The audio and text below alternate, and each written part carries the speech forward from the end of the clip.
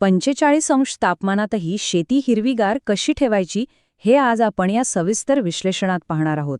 उन्हाळ्याची चाहूल लागली की साहजिकच काळजी वाढते.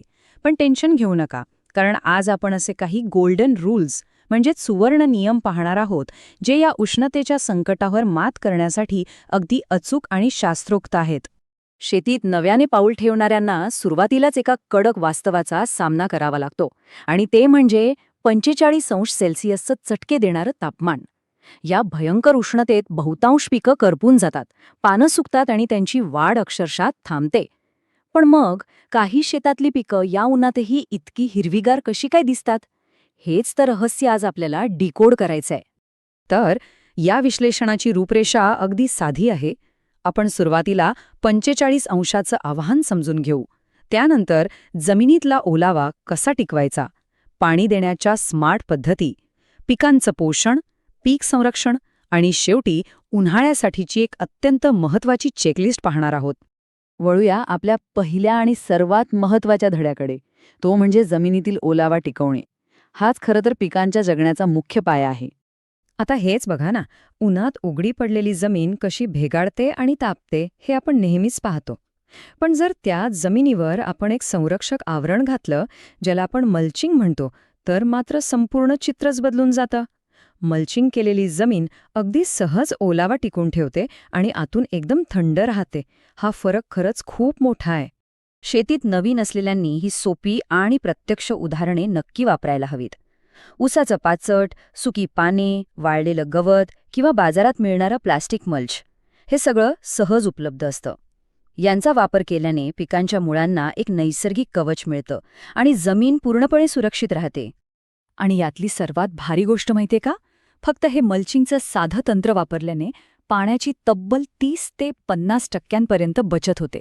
एवढंच नाही तर जमिनीचं तापमानही 3 ते 5 अंश सेल्सिअसने कमी राहतं, म्हणजे दुहेरी फायदा. यानंतरचं आणखी एक मूलभूत रहस्य म्हणजे जमिनीचं स्वतःचं आरोग्य. जर जमिनीत सेंद्रिय कर्ब कमी असेल तर ती खूप लवकर तापते. पण त्याऐवजी शेणखत, गांडूळ खत आणि जीवामृत यांसारख्या सेंद्रिय गोष्टींचा वापर केला तर जमिनीचा पोत सुधारतो.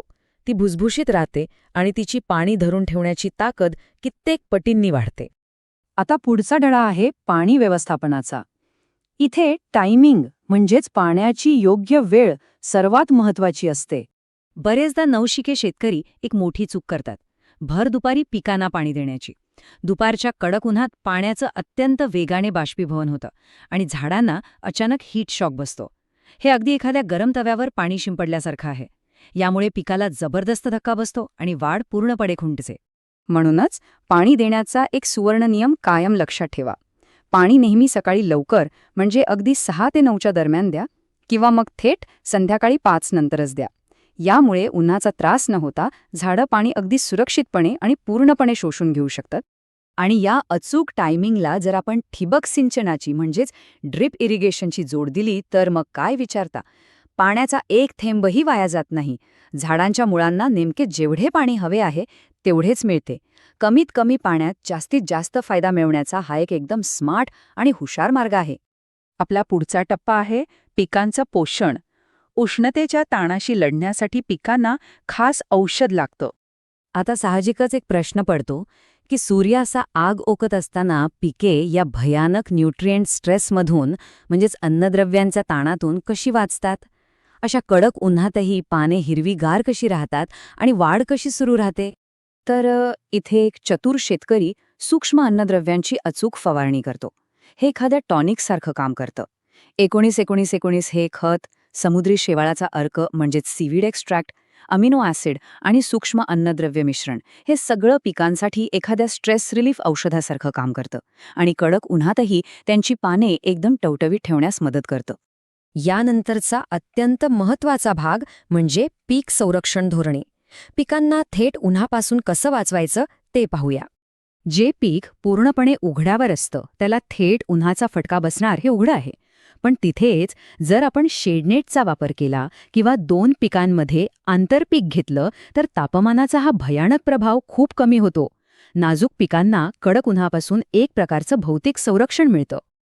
आणि हो, उन्हाळा सुरू होण्यापूर्वी खोल नांगरणी करणं खूप गरजेचं असतं, जेणेकरून मुळे जमिनीत खोलवर जाऊ शकतील आणि ओलावा शोधू शकतील. पण इथे एक अत्यंत महत्वाची चेतावणी आहे बरं का. उन्हाळ्यात जमीन कधीही खूप बारीक किंवा पावडरसारखी भुसभुशीत करू नका, नाहीतर जमिनीतला उरलासुरला ओलावा एका क्षणात उडून जाईल. या व्यतिरिक्त आधीच उष्णता सहन करू शकणारे वाण म्हणजेच बियाणे निवडणं हे एक मोठं आणि हुशारीचं पाऊल आहे.